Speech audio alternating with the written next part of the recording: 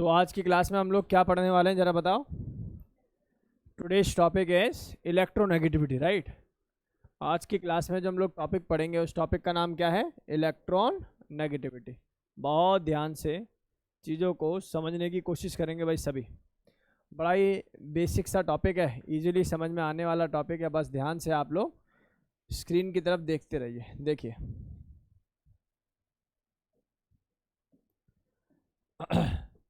आज का जो टॉपिक है, टॉपिक का नाम है इलेक्ट्रॉन नेगेटिविटी। बहुत ध्यान से सुने सभी। The topic is electron negativity. Electron negativity.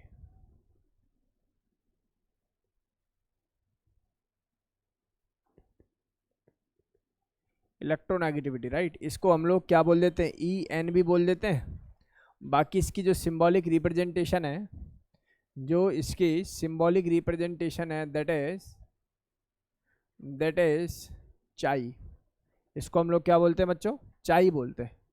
Sir समझ में नहीं आया, बस एक्स है, उस एक्स को थोड़ा सा मैंने बड़ा कर दिया है, ठीक है। क्या बोल देते हैं इसको? हम लोग चाई बोल देते हैं, ठीक है। It is simply known as chai, right. एक बार मैं दोबारा बता रहा हूँ, इलेक्ट्रोनेगेटिविटी को EN या सिंबॉलिक रिप्रेजेंटेशन कहूँ तो इसको क्या बोल देते हैं हम लोग? चाई बोल देते हैं। बहुत ध्यान से देखें और चीज़ों को समझने की कोशिश करें भाई सभी बच्चे। इधर आएंगे सभी, इधर आएंगे सभी प्यारे बच्चों। ये जो इलेक्ट्रोनेगेटिविटी है ये कैसे बाकी एनर्जी टर्म से डिफरेंट है, मैं पहले वो वाली बातें आप लोगों को सिखा देता हूँ, राइट। इधर देखें सभी, ये देखिए मेरे पास एक डेटा है और डेटा कहता है कि मानो एक हाइड्रोजन है ना, और एक Cl है।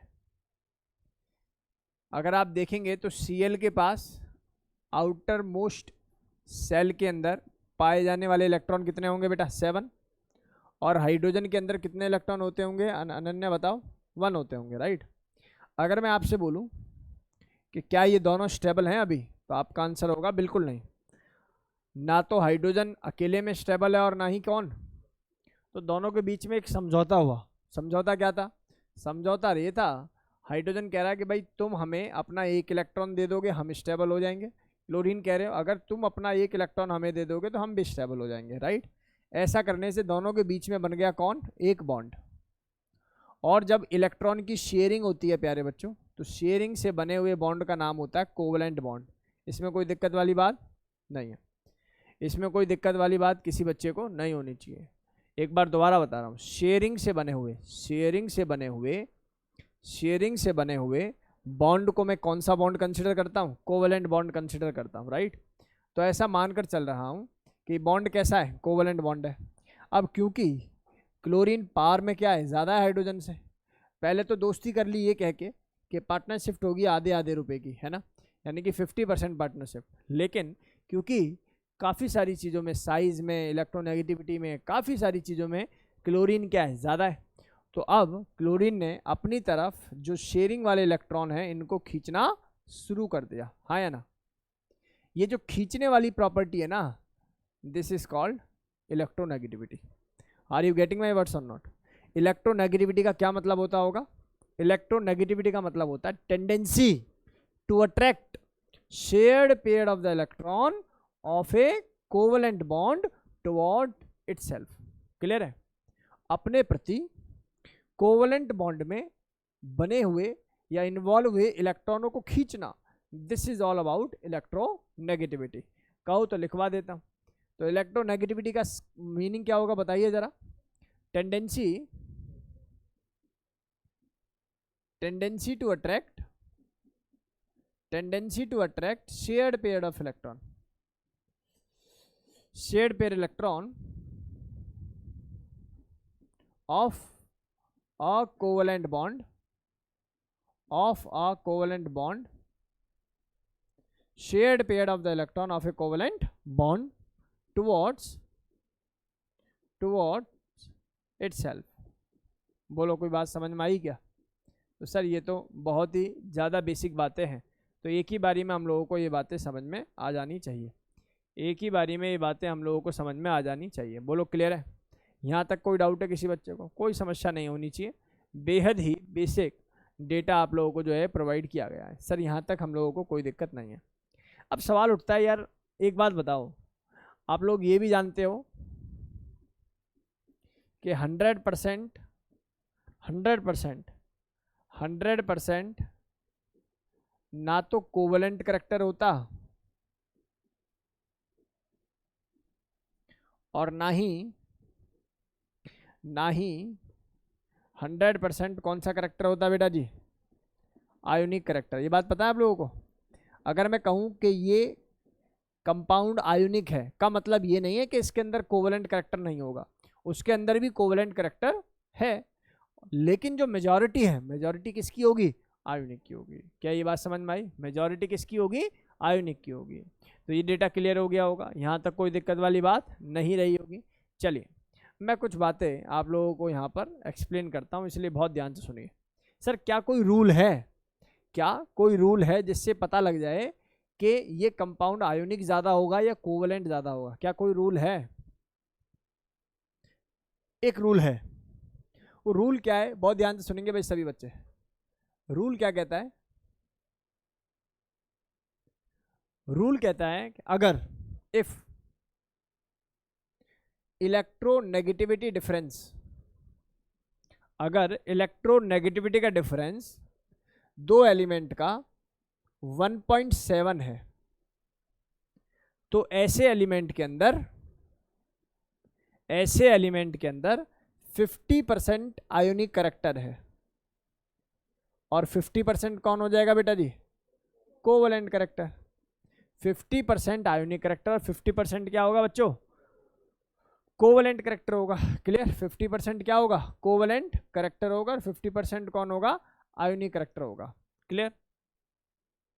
अब मुझे एक बात बताइए, अगर यही डिफरेंस, इलेक्ट्रोनेगेटिविटी का डिफरेंस ग्रेटर देन 1.7 है, तो अगर डिफरेंस ज्यादा होगा, अगर डिफरेंस ज्यादा होगा, उस केस में कंपाउंड कैसा पाया जाएगा? सर उस केस में कंपाउंड पाया जाएगा आयोनिक। कैसा होगा बेटा जी? आयोनिक होगा। क्या मेरी बात समझ में आ रही है? नहीं यार, एक स्केल और है, उसने यहाँ पर 7.1 ना लिख के ना 2.1 लिखा हुआ है। उसने हाइड्रोजन को रेफरेंस एलिमेंट का नाम देते हुए जो डिफरेंस है मिनिमम वो 2.1 लिखा है, लेकिन जो एग्जैक्ट डेटा है वो यही है जो आपके सामने है। ठीक है, तो ऑब्वियसली हम लोग गलत चीज़ क्या पढ़ाएं, सीधी सीधी बात, जो प्योरिटी है उसी की तरफ फोकस करना चाहिए। राइट? चलिए, अगर मैं कहूँ आपसे कि इलेक्ट्रोनेगेटिविटी का डिफरेंस मान लेता हूँ it is lesser than 1.7, then तो आप लोग समझ जाएंगे ऐसे केसेस में कंपाउंड कैसा हो जाएगा बेटा जी, कोवलेंट हो जाएगा। कैसा हो जाएगा कंपाउंड? कोवलेंट हो जाएगा। सर इसको प्रूव करके दिखा दीजिए, तो शायद हमारे दिमाग में कुछ बातें बैठे। चलो मुझे बताओ, HCl जो मैंने अभी लिखा है ये कोवलेंट था या फिर आयोनिक था? तो सर हमें तो ये बात जन्म से पढ़ाई गई है कि जो दो कौन से नॉन मेटल होते हैं वो आपस में जब भी कंपाउंड बनाते हैं वो कैसे बनाते हैं, कोवलेंट, है ना। Although there are so many exceptions, लेकिन प्यारे बच्चों इसकी इलेक्ट्रोनेगेटिविटी अभी के लिए लर्न कर लो 2.1 होती है। और क्लोरीन के अंदर, ऑल्दो मैंने अपने बैचेस में एटॉमिक पढ़ाया है तो ये सारी चीज़ें आप लोगों को वहाँ भी एक्सप्लेन की होंगी। और क्लोरीन के अंदर जो इलेक्ट्रोनेगेटिविटी है वो लगभग 3.0 है। जरा मुझे डिफरेंस बता दो, क्या ये 0.9 1.7 से कम है? और अगर ये वैल्यू कम है तो इस कंपाउंड का नेचर, करेक्टर कैसा होना चाहिए, ज़्यादा। मैं ये नहीं कह रहा कि 100% कोवलेंट है, मैं कह रहा हूँ प्रीडोमिनेंटली कोवलेंट है। क्या मेरी बात समझ में आई? भाई कल को तुम्हारे एग्जाम में ये सवाल आ जाए इनमें से कौन कोवलेंट कौन आयनिक, तो क्या पता होना चाहिए? इलेक्ट्रोनेगेटिविटी। दोनों का इलेक्ट्रोनेगेटिविटी डिफरेंस देखो और इलेक्ट्रोनेगेटिविटी डिफरेंस देखने के बाद आंसर कर दो। क्लियर हो गई बात? चलो मैं एक एग्जांपल ले लेता हूँ, और यहाँ पर NaCl का एग्जांपल ले लेते हैं। प्यारे बच्चों NaCl, इसमें सोडियम की इलेक्ट्रोनेगेटिविटी कितनी होती है, कोई बच्चा बताएगा? है कोई बच्चा क्लास के अंदर जो सोडियम की इलेक्ट्रोनेगेटिविटी बता दे मुझे, ऑनलाइन ऑफलाइन कोई भी बच्चा? क्या मेरा कोई स्टूडेंट ऐसा है जो सोडियम की इलेक्ट्रोनेगेटिविटी बताए?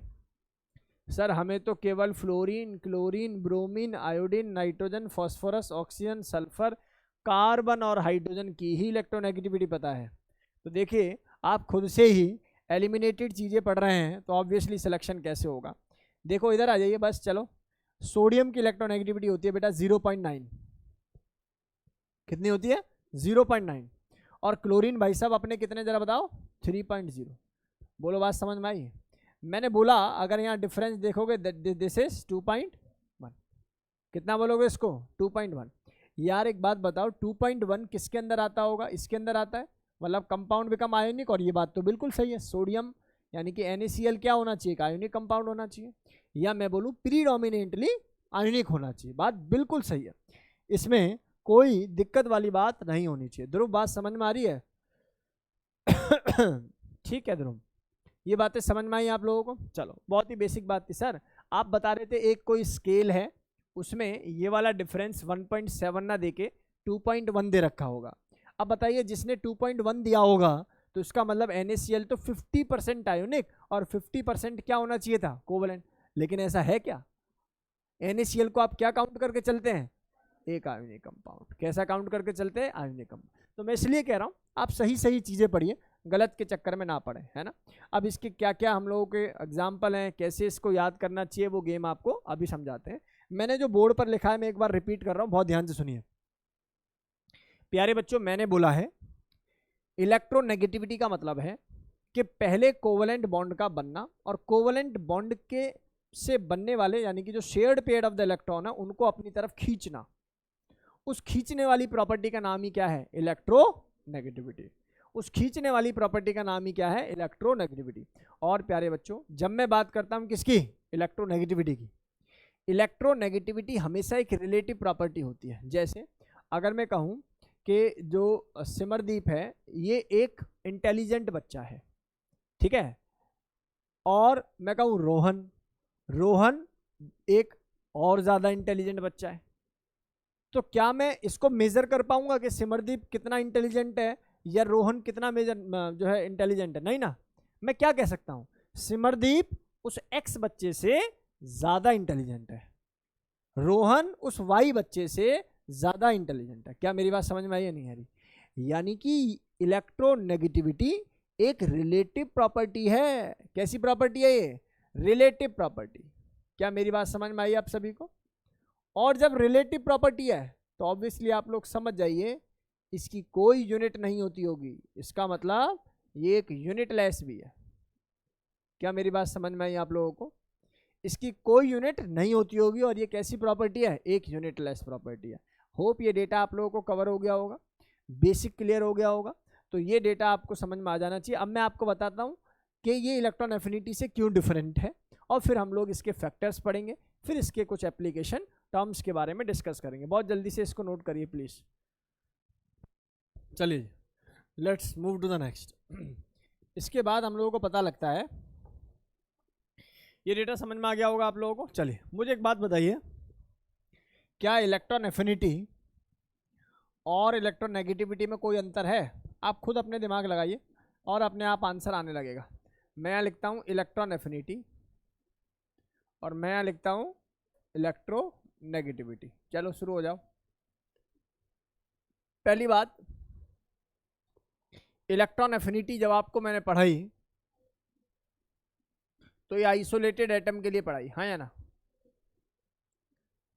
या आइसोलेटेड स्पीसीज के लिए पढ़ाई। लेकिन जब आपको इलेक्ट्रोनेगेटिविटी पढ़ाई it is for bonded state या बॉन्डेड कंपाउंड, हाँ या ना, बॉन्डेड कोवलेंट कंपाउंड भी आप यहां पर लिख सकते हो। क्लियर? नेक्स्ट, ये एक एब्सोल्यूट डेटा है और ये एक कैसा डेटा है बेटा जी, रिलेटिव डेटा, हाँ या ना। इसके अलावा इसकी एक पर्टिकुलर यूनिट होती है। अब यूनिट आप लोगों को याद हो तो किलो जूल पर मोल, इन्हीं की यूनिट बताई होंगी मैंने। ऐसे ही इलेक्ट्रॉन वोल्ट पर एटम, और ऐसे इसकी एक यूनिट और बताई होगी सर ने, क्या बताई थी? जूल पर मोल नहीं बताई, kilojoule electron volt kilojoule per mole, right, joule per मोल। जबकि यहां पर मुझे क्या लिखना चाहिए, इट इज यूनिटलेस, क्योंकि रिलेटिव प्रॉपर्टी है सर, हाँ या ना। एक बात और बतानी है, electron affinity depends upon, it will depends upon electronic configuration, हाँ या ना? आप सोचो, क्या ये इलेक्ट्रॉनिक कॉन्फ़िगरेशन पर डिपेंड करती होगी? हाँ, हाफ फिल्ड, फुली फिल्ड तो वैल्यू घट बढ़ जाती थी, लेकिन यहाँ पर ये वैल्यू इस पर डिपेंड नहीं करती, इलेक्ट्रॉनिक कॉन्फ़िगरेशन पर ये वैल्यू डिपेंड नहीं करती। पांचवी बात, इसके जब मैंने ट्रेंड्स पढ़ाए आपको, top to bottom, left to right, तो there are so many exceptions ना, तो यहाँ पर मुझे लिख देना चाहिए इर्रेगुलर ट्रेंड्स आए थे, हाँ या ना? लेकिन जब इसका डेटा मैं आपको पढ़ाऊंगा, ये डेटा कैसा होता है बेटा जी? Most of the time regular data ही होता है। बोलो बात समझ में आई क्या? ये 5 पॉइंट मैंने ये डिफरेंसेस के आप लोगों को सिखाए और बेसिक भी थे, इजीली आप लोग जो है इसको कवर कर सकते हैं। चलिए मैं मूव कर रहा हूँ आगे, बहुत ध्यान से देखेंगे सभी, मैं मूव कर रहा हूँ आगे और बहुत ध्यान से देखेंगे सभी। अब सवाल उठता है वो कौन कौन से फैक्टर्स हैं जिन पर इलेक्ट्रॉन नेगेटिविटी अपनी डिपेंड करती है, राइट? तो मैं यहाँ पर लिख रहा हूँ बच्चों factors, factors on which electronegativity depends. आप खुद बताइए, सबसे पहला फैक्टर मैं साइज अगर ले लूं, क्योंकि एक टाइप का अट्रैक्शन है, जितना ज्यादा साइज होगा उतना कम क्या हो जाएगा? न्यूक्लियर चार्ज, और जितना कम न्यूक्लियर चार्ज हो गया उतना उतना इलेक्ट्रॉन को वो कम अट्रैक्ट कर पाएगा। बात भी सही है। तो साइज के बढ़ने से इलेक्ट्रॉन को अट्रैक्ट करने की पावर क्या हो रही है? कम हो रही है ना। तो इसका मतलब size inversely proportional to nuclear charge and that Z effective और the nuclear charge is directly proportional to electronegativity. ये पहला पॉइंट क्लास के सभी बच्चा लोगों को क्लियर है? पता लग रहा है कहाँ से हो रहा है ये सब? बोलो भाई, ये डेटा क्लियर है? और बात भी बिल्कुल सही है कि साइज के बढ़ने से इलेक्ट्रॉन नेगेटिविटी की वैल्यू क्या होगी? कम होगी। चलो जी दूसरी बात पढ़ो। दूसरी बात क्या कहती है? दूसरी बात कहती है चार्ज। देखो, electronegativity is directly proportional to plus charge, लिख दो, plus charge oxidation, plus charge oxidation state, and it is inversely proportional to minus charge oxidation state. सही भी है, बिल्कुल बिल्कुल सही है। बोलो हाँ या ना? अगर मैं आपसे पूछूं ये A प्लस है, A+2 है और ये A+3 है, जरा मुझे बताओ इनको अरेंज करना हो इलेक्ट्रोनेगेटिविटी के ऑर्डर में, then how can we arrange? जल्दी बताइए भाई। टॉप लेफ्ट टू राइट जब मैं जा रहा हूँ तो लेफ्ट टू राइट जाने से मुझे क्या नज़र आ रहा है? मुझे नज़र आ रहा है कि सर इसके अंदर बेसिकली मैंने क्या कर लिया? मैंने यहाँ पर बढ़ा लिया, कौन? मैंने यहाँ पर बढ़ा लिया प्लस चार्ज, और प्लस चार्ज के बढ़ने से क्या चीज़ बढ़ रही है? प्लस चार्ज के बढ़ने से बढ़ रहा है सर अट्रैक्शन, हाँ या ना? प्लस चार्ज के बढ़ने से क्या बढ़ रहा है? अट्रैक्शन बढ़ रहा है। चलो एक बार देखकर मुझे बताइए कि यहाँ ऑर्डर ऐसा ही होगा? सर बात समझ में आती है। चल जरा इसमें बता, इधर आओ सभी, इधर देखेंगे सभी। मैंने आपसे पूछा CH4, ठीक है, और मैंने आपसे पूछा बच्चों CO2। मुझे बताओ ज़्यादा इलेक्ट्रोनेगेटिविटी किसकी होगी? सर ये तो अद्भुत सवाल है। सर चार्ज किसका देखें? चार्ज किसका देखें? तो ऑक्सीडेशन स्टेट देखनी होती है किसकी? सेंट्रल एटम की। आप इनकी ऑक्सीडेशन स्टेट देख लीजिए। चलो बताओ जरा, सर कैसे निकालते हैं बचपन में? x+4 it is equal to 0, so x become equal to -4, हाँ या ना? यहाँ आ जाइए, x - 4 is equal to 0, so x become equal to +4। बोलो डेटा समझ में आया क्या? आप मुझे बता दीजिए, सर ने क्या बोला था? जितना ज़्यादा प्लस चार्ज होगा उतनी ज़्यादा क्या होगी? इलेक्ट्रोनेगेटिविटी। जितना ज़्यादा प्लस चार्ज होगा उतनी ज़्यादा क्या होगी? इलेक्ट्रोनेगेटिविटी। बोलो बात समझ में आई क्या? कल को अगर मैं आप लोगों से पूछूं SbF2, SbF4, SbF6, इनको अरेंज करिए इलेक्ट्रोनेगेटिविटी में, तो क्या ये हार्ड टास्क है आप लोगों के लिए? बताओ, सीधा आंसर आ रहा है नहीं आ रहा? कैसे पता लग रहा है आप लोगों को? सर ये +2, ये +4 और ये वाला डेटा कितना आ जाएगा? +6। तो पूरे कंपाउंड के अंदर भी ये आप लोगों को डेटा क्लियर होना चाहिए। बोलो हो जाएगा? यहाँ तक कोई डाउट नहीं होना चाहिए भाई किसी बच्चे को। बहुत जल्दी से नोट करो, नोट इट डाउन जल्दी से। चलिए भाई, इसके बाद देखिए बच्चों, बातें नहीं, इधर देखिए। अब इसके बाद हमारे पास जो डेटा आता है वो आता है फैक्टर्स में। मैंने आपको साइज पढ़ाया, मैंने जेड इफेक्टिव या न्यूक्लियर चार्ज पढ़ाया, तीसरे नंबर पे मैंने आपको पढ़ाया क्या, चार्ज पढ़ाया। चार्ज के बाद चौथे नंबर पर अगर मैं आप लोगों को सिखाना चाहूँ इसके फैक्टर्स, तो फोर्थ जो इसकी प्रॉपर्टी आप लोग अपने दिमाग में रख सकते हैं, दैट इज प्रॉपर्टी नंबर 4 क्या रख सकते हैं जी? प्रॉपर्टी नंबर 4 है मेरे पास, प्रॉपर्टी नंबर 4 है that is percentage of s character, percentage of s character, percentage of s character. मुझे एक बात बताओ, एस करेक्टर का मतलब क्या है कि एस ऑर्बिटल का कितना या एस सबसेल का कितना कंट्रीब्यूशन है। अब मुझे एक बात बताओ, अगर बॉन्ड एस के थ्रू बने हैं तो भाई एस तो न्यूक्लियस के क्लोज है, और अगर एस न्यूक्लियस के क्लोज है इसका मतलब अट्रैक्शन ज्यादा है, और अगर अट्रैक्शन ज्यादा है तो अपनी इलेक्ट्रोनेगेटिविटी ज्यादा है। बोलो गेम समझ में आ गया। अब परसेंटेज ऑफ एस करेक्टर में अगर मैं देखूं तो ऐसा कहा जाता है कि मान लेता हूं ये मेरे पास ट्रिपल बॉन्ड है और ये है मेरे पास डबल बॉन्ड, और ये है अपना सिंगल बॉन्ड।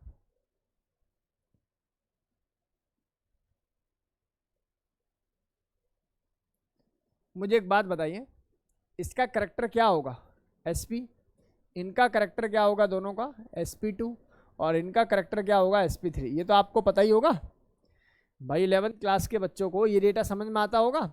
जिनको अभी नहीं समझ में आता, अभी के लिए मानो कि 3 बॉन्ड हैं, ट्रिपल बॉन्ड है तो sp, 2 बॉन्ड हैं तो sp2, सिंगल बॉन्ड है तो sp3।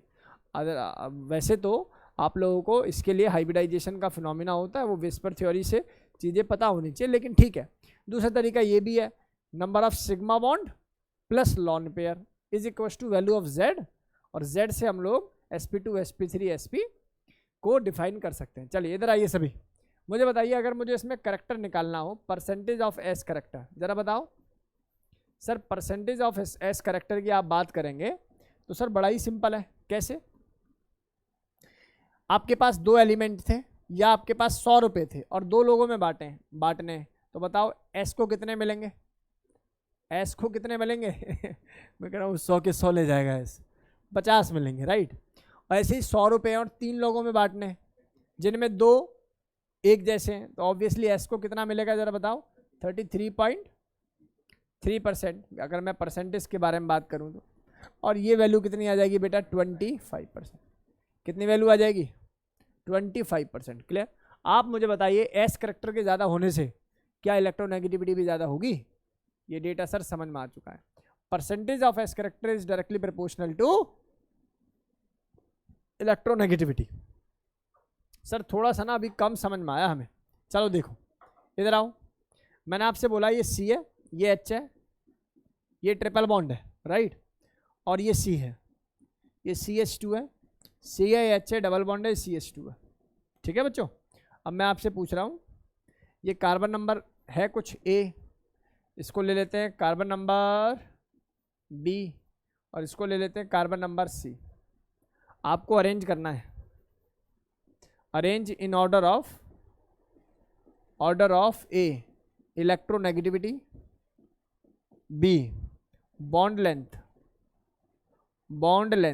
चलो बताओ जल्दी से।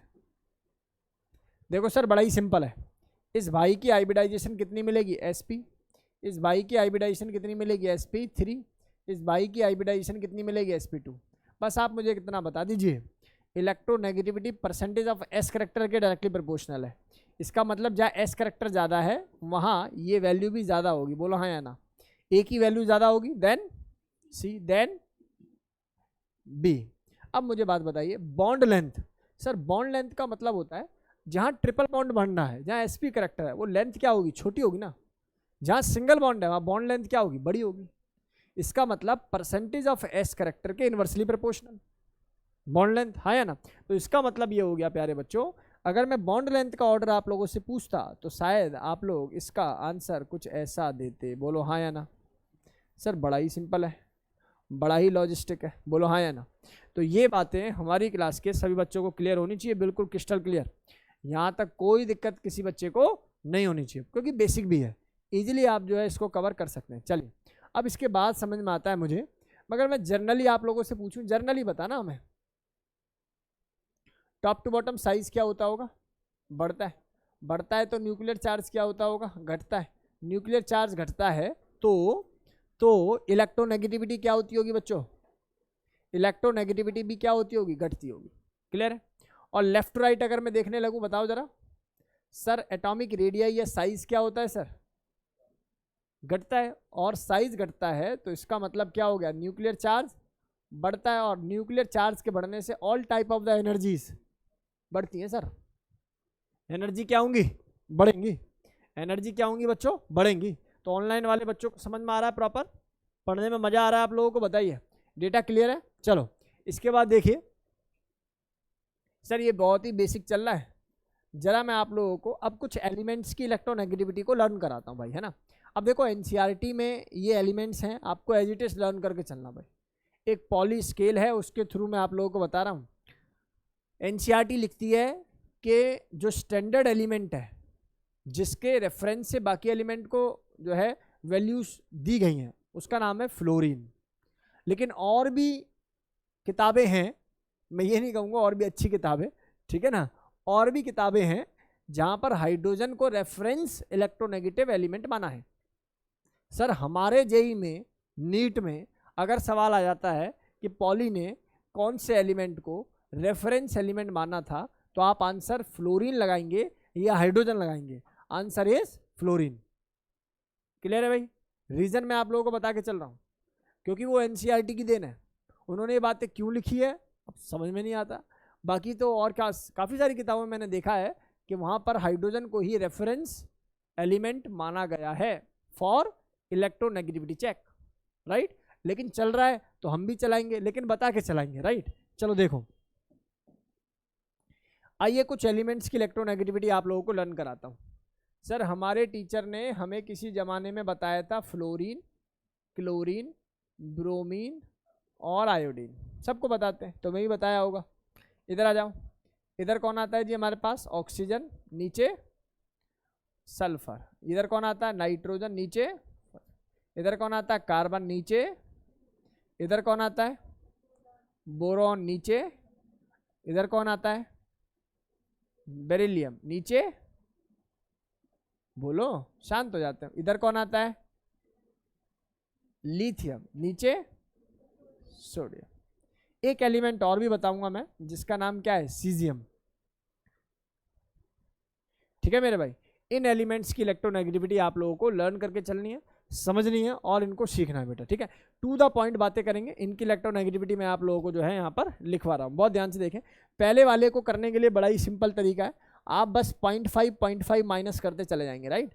मैंने बोला फ्लोरीन की इलेक्ट्रोनेगेटिविटी कितनी होगी, आपने बोला सर 4 होती है, reference by Pauli in NCERT, ठीक है ना भाई, बाय एनसीईआरटी। अब ध्यान से देखो, ये कौन है जी अपना ऑक्सीजन, 3.5 मानो, 3.0 मानो, 2.5 मानो, 2.0 मानो, 1.5 मानो, 1 मानो, और ऊपर एक हाइड्रोजन और ले लेते हैं 2.1। ये किसने माना था रेफरेंस, पॉली ने, ठीक है ना, but it is not in NCERT. पर मान के चलोगे, देख लेना कभी कोई फंसा सकता है, ठीक है। जब इंटरव्यू वगैरह में आप बैठोगे तो कोई फंसा सकता है। चलो सोडियम आप अपनी बता दो। सोडियम की अभी अभी थोड़ी देर पहले सर ने बता दी थी 0.9, ठीक है। देखो ये ना बिल्कुल डिबेट का टॉपिक है कि एक्चुअल में क्या है। पॉली के टाइम पर मैं बिल्कुल भी नहीं था, पैदा ही नहीं हुआ था, फैक्ट बता रहा हूँ। 2-3 किताबें मैंने पढ़ी, उन किताबों के आधार पर बता रहा हूँ। एनसीईआरटी में ऐसा लिखा हुआ है कि इन्होंने जो फ्लोरीन है उसको रेफरेंस माना था, क्योंकि इसकी मैक्सिमम होती है। बाकी कुछ किताबें ऐसी भी हैं, कॉटन जैसी, वहाँ पर ये बातें लिखी हुई हैं कि इसमें जो हाइड्रोजन है उसी को रेफरेंस एलिमेंट लेके बाकी एलिमेंट्स को इलेक्ट्रोनेगेटिविटी दी, ठीक है। अब बिल्कुल मेरी स्थिति तुम्हारी जैसी है, बिल्कुल बराबर का लेवल है। जैसे तुम्हें नहीं पता ऐसे मुझे भी नहीं पता इस सवाल का, लेकिन मैंने दोनों बातें अलग अलग पढ़ी हैं तो मैंने आप लोगों को बता दी, ठीक है। चलिए अच्छा, इसके बाद मैं बात करूं Mg, तो भाई Mg की इलेक्ट्रोनेगेटिविटी होती है बेटा जी 1.2। एल्युमिनियम की होती है मेरे पास 1.5, सिलिकॉन की होती है मेरे पास 1.8, फॉस्फोरस की कितनी होती है 2.1, सल्फर की कितनी होती है 2.5, क्लोरीन तो पता ही है मुझे 3.0 होता होगा, ये 2.8 होता होगा, 2.5 होता होगा। इतने एलिमेंट्स की इतने एलिमेंट्स की इलेक्ट्रोनेगेटिविटी आप लोगों को लर्न होनी चाहिए। और सीजियम की अगर बात करूं तो मिनिमम होती है सीजियम, तो caesium so the minimum that is 0.7। ठीक है बच्चा। अब इतने एलिमेंट्स को लर्न करने का कोई तरीका है क्या सर? देखो तरीका तो नहीं, लेकिन कुछ एलिमेंट्स को लर्न करने का तो तरीका है अपने पास। क्या? देखो भाई बहुत ध्यान से सुनेंगे सभी। देखो ऊपर वाली सीरीज को तो क्या ही लर्न करना, 0.5 0.5 0.5 माइनस कर देना। नीचे वाली में ये है मेरे पास 2.5 है ना। अच्छा इसमें अगर मैं देखूं तो वैसे नॉर्मली एक बात बता रहा हूँ, हिमाचल प्रदेश है ना, हिमाचल प्रदेश का कसाई नकल करता है, ऐसे याद कर लो। हिमाचल प्रदेश का कसाई क्या करता है बेटा? नकल करता है। और यहाँ बेरिलियम है और इधर कौन होगा अपने पास? यहाँ होगा एल्युमिनियम। ये भी बराबर होता है यार, है ना। ये भी क्या होता है बच्चों? बराबर होता है। एक बार बहुत ध्यान से देखने की कोशिश करो, एक बार बहुत ध्यान से देखने की कोशिश करो। आपने क्या ऑब्जर्व किया? सर हाइड्रोजन की कितनी होती है? 2.1। तो फास्फोरस की भी सर ने कितनी लगाई होगी? 2.1। कार्बन, सल्फर और आयोडीन इनकी भी सर ने कितनी लगाई है? 2.5 2.5 2.5। ऐसे ही नाइट्रोजन और क्लोरीन की भी कितनी लगाई है सर ने? 3.0 3.0। ऐसे ही बेरिलियम देखो कहाँ गया, और ये कौन है? एल्युमिनियम। भाई साहब एक बात बता दूं, फंसा देगा इस सवाल पे। क्यों? बुक में नहीं है इसलिए। आगे बात समझ में? एडवांस हो, नीट के अच्छे सवाल हो, कैसे फंसाते हैं? जो चीज़ किताब में नहीं डाली वो दे देंगे। अब किसको सपने में आया है कि बेरिलियम की इलेक्ट्रोनेगेटिविटी भी होनी चाहिए, लेकिन आप देखो ना, हम सेकंड और थर्ड पीरियड की सारे रिलेशंस को पढ़ रहे हैं, तो हमने यार यही दोनों क्यों छोड़े? ये भी तो दिमाग लगाना चाहिए ना भाई, मैंने यही क्यों छोड़े? हमें ये भी कवर करने चाहिए थे।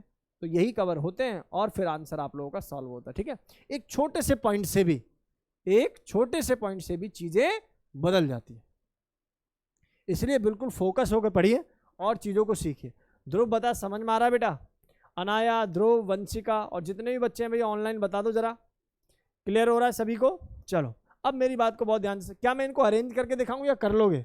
कर दो सर, है ना। चलो फ्लोरीन की सबसे ज्यादा, फिर भाई अपना ऑक्सीजन आता होगा, और फिर कोई इसके साथ टक्कर में नाइट्रोजन आता हो। याद करने का तरीका, फोन सबसे पहले याद करना है ना। परेशानी की सबसे बड़ी जड़ कौन है? फोन। फोन। तो फोन जो है इसकी इलेक्ट्रोनेगेटिविटी क्या होती है? मैक्सिमम होती है, राइट। चलिए अब नाइट्रोजन के बराबर यानी कि कंपेरेबल किसकी आ जा रही होती है? क्लोरीन की। चलो क्लोरीन भी आ गया। अब क्लोरीन से नीचे कौन सा आना चाहिए? 2.8 यानी कि ब्रोमीन आना चाहिए सर। अब ब्रोमीन के नीचे 2.5 वाला ढूंढ लो सर। 2.5 वाला है मेरे पास,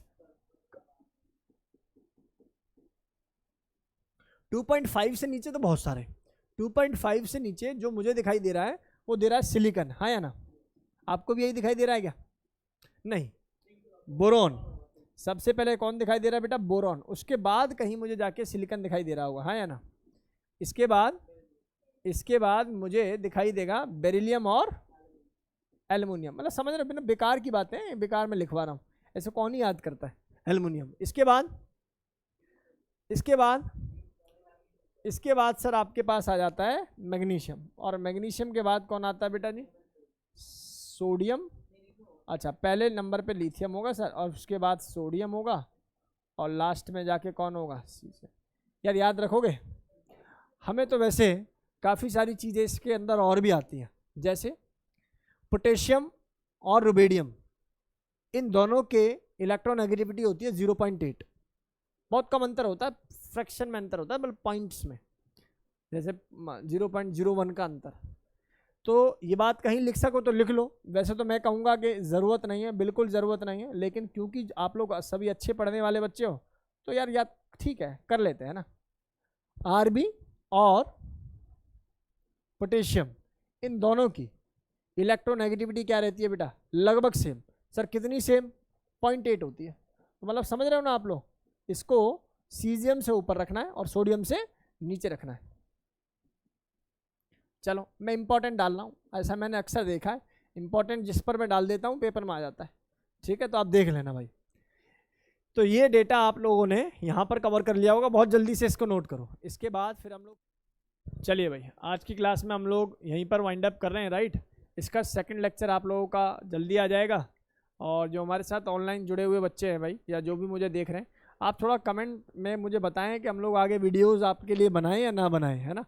अदरवाइज़ तो हमें पता ही नहीं लगेगा कि जो हम लोग मेहनत कर रहे हैं वो पॉजिटिव डायरेक्शन में जा भी रहे या नहीं जा रही, है ना। शायद आप लोग समझ रहे हो। जो मैं ऑब्जर्व कर रहा हूँ कि व्यूज़ तो बहुत हो रहे हैं लेकिन उसको कोई शेयर नहीं करता या अपने तक ही बस सीमित रखना चाहते। जैसा भी है, एक बार हमें जो है आप कमेंट सेक्शन में बताएं कि हम लोगों को आगे वीडियो जो है आप लोगों के लिए बनाती रहनी चाहिए या नहीं, क्योंकि मेरा जो मन है वो यही है कि मैं रेगुलर बेसिस पर आप लोगों के लिए वीडियो डालता रहूं। लेकिन फिर भी अगर आप लोगों का सपोर्ट नहीं रहेगा तो ऑब्वियसली हम लोग उस चीज़ से ज़्यादा ऑफलाइन पर थोड़ा ज़्यादा फोकस कर पाएंगे, राइट। चलिए, thank you so much to all of you, thank you so much. इसका नया लेक्चर, इसकी एप्लीकेशन जो है हम लोग नेक्स्ट क्लास के अंदर कवर करते हैं। Thank you so much.